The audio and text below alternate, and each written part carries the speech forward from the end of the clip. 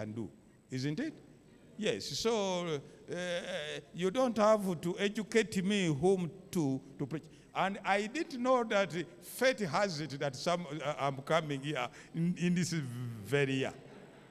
Because from here I went to Mombasa, and then I went back home, and now I'm here. And when Elder Bruchara talked to me that we are the people whom you hear people talk about, I said, fine, I'll come, because for me, I preach to whomever wants to listen. That's what I was ordained for. You see, yes. And I have no any apologies to talk about that when God asks me, why when I sent you to a certain place you didn't go, I will have no answers. Therefore, I am here to preach to you people. And now I'm going to begin to preach. You see, don't care of those inside stories. You see, heaven is different. Are you with me?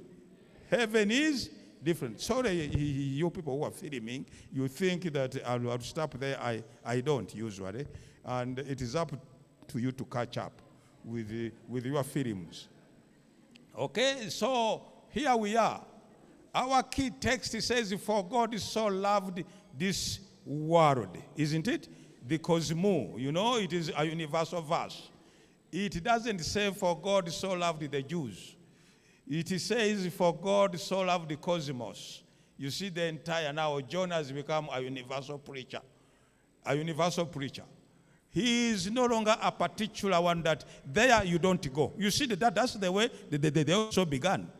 Don't go to the Gentiles. No, this is only for the lost sheep of Israel. We have to talk only to the day came and he realized that that is the futility. The gospel is bigger than John. The gospel is bigger than any of us who is here, and even I who is speaking, it is bigger than me. It is a God's ordination, not a human ordination. So please don't you joke with the gospel of Jesus. And you say, these ones can be talked to, these ones can't. It is actually blasphemy to hear such a thing. We pastors, we are here to preach to whomsoever wants to listen. John says that whomsoever faith is will not be lost. Whether you are Gentile or you are a Jew, the only thing you have to do is to believe and believe alone in Jesus Christ. And heaven is yours. It is that easy. Please, don't complicate these things, please. I beg you. What is wrong with us? Why don't we love simple equations? Why do we go to tough equations? Now here I come and I see people who are educated, professional people here and so on and so forth. And I wonder where that 40-year-old kid got the idea that I should only enter in certain places. That simply can't be. Yes. Paul says, the two kids, two young men, I would like you to keep in your mind. John, you see, the Revelator, and Saul of Tarsus. These two young men are going to write almost the entire New Testament. Seriously. They are going to write almost the entire New Testament. You see, Paul is going to contribute 2/3 of the entire New Testament. And John is going to write these books, like the book of Revelation, his epistles, plus the gospel. They deserve to understand where they came from, who they were, and I have tried very much to pass across that background information so that you can fully understand. Paul says, I am not ashamed of the gospel, of the good news. Why? Because it is a dynamite of God unto salvation. You see, power, The Greek word there is dunamis, which has been Anglo-Saxonized into a dynamite, you see, which breaks rocks. The devil cannot put no impediment before God's plan. It's just impossible. You see, he can cause suffering. We can suffer. We can get discouraged. We can meet impediments. But I want you to know that nothing will frustrate God's plan. God's plan is to make sure that whoever faith is comes and lives with him. Yes. And he doesn't ask about tribe, background. You see, which area are you worshiping from? Those are not issues what God is. Please, God is a big thing. He's a big being. He doesn't enter into those simple things of sinful people who are always quarreling cheap things. Please don't make God cheap. Don't think that when you begin quarrels of cheapness that also God is quarreling along. Exactly, sister. God does not quarrel with those cheap things. It is just like a father and a mother to see children quarreling, and yet they are playing 2 minutes ago. Now they are crying. Your work is only to pacify, isn't it? Yeah, you pacify them. Please don't beat each other. You see, you can't get involved in those cheap things. I'm not ashamed of the gospel. The good news, by the way. Why? Because it is a dynamite of God unto salvation. Now, follow the wording very carefully, because I will give you the backgrounds of many of these things, so that you can enjoy reading Bible. It is a very enjoyable book. It has a history. It is not a newspaper. It was not written yesterday. It is a very good book. Yes. Why? It is unto salvation to a Jew first, and to a Gentile, which your King James Version said Greek, and a Gentile. So we have universalism here again. Paul and John are speaking the same language. The universalism of the gospel.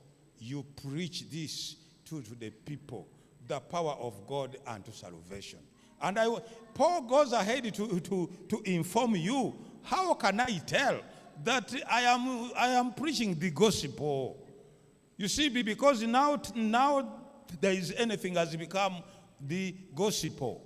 Yes, but which gospel was Paul talking about? In those days, there was no Catholicism, there was no Anglicanism, there was no Seventh-day. There was such a thing were not there.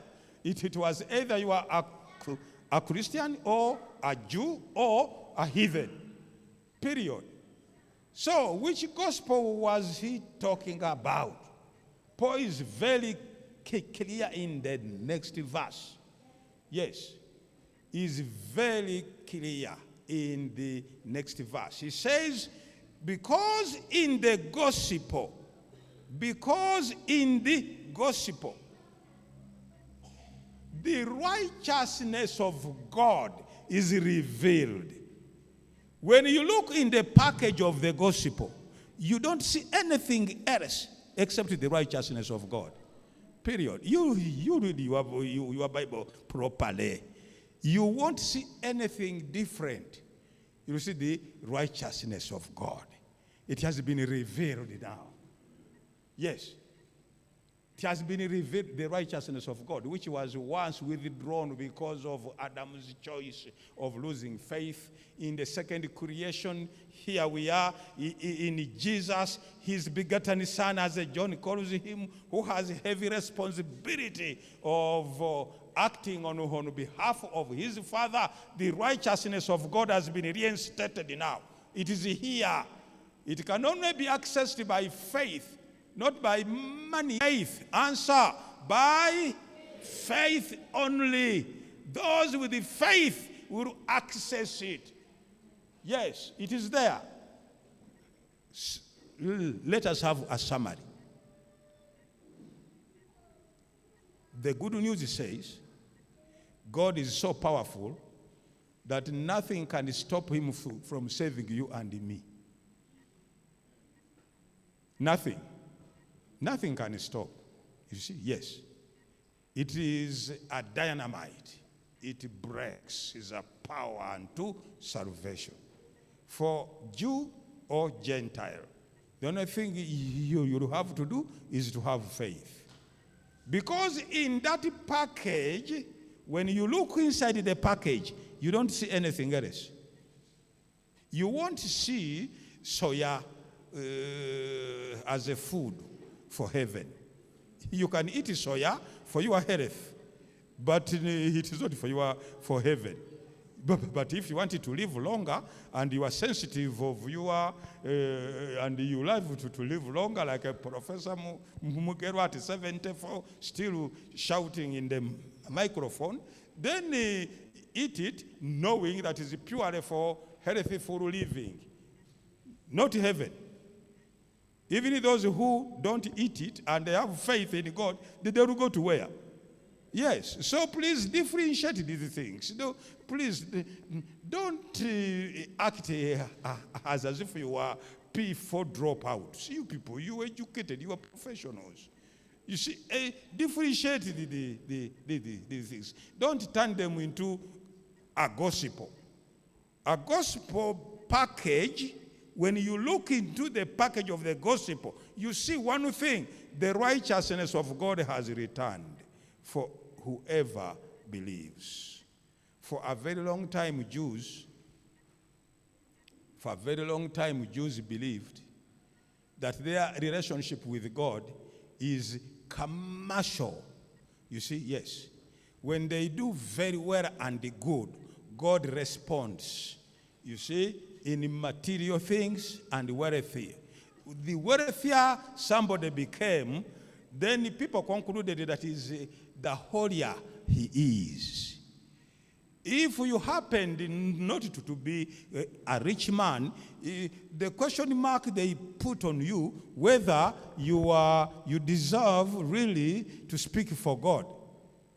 That's why when Jesus came, this time he chose the poorest of the poorest home to change the thinking. And that's why he had a lot of problems with the theology of that time, the policies of that time. We are not very careful as humans. We put everything and we think that God has said. God, and there is, have you kept